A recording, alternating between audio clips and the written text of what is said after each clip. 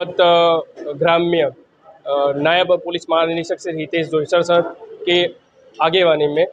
सूरत ग्राम्य जिला traffic PSI Shri Sisodia sir और वशिष्ठ विद्यालय के डायरेक्टर सर ने मिलके एक मार्ग सलामती सप्ताह की मार्ग सलामती मंथ की सेलिब्रेशन के अनुसंधान में ट्रैफिक अवेयरनेस का एक प्रोग्राम आयोजित किया गया था। इस कार्यक्रम में सूरत ग्राम्य में उपस्थित probational IPS Shri Sandeep sir, Surat ग्राम्य जिला LCB PI Shri RB Bhator sir, जिला ट्रैफिक पीएसआई, कामरेज पीआई और आरटीओ के अलग अलग ऑफिसर हाजिर हुए थे। इस कार्यक्रम में जो उपस्थित मेहमान थे उसमें संदीप सर, जिला ट्रैफिक पीएसआई और आरटीओ ऑफिसर्स ने जो बेसिक हमारे फंडामेंट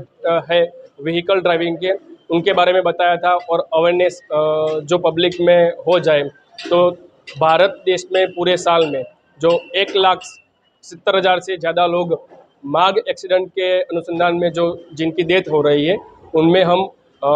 शोर से उसमें घटाड़ा मतलब उसको कम कर सकते हैं।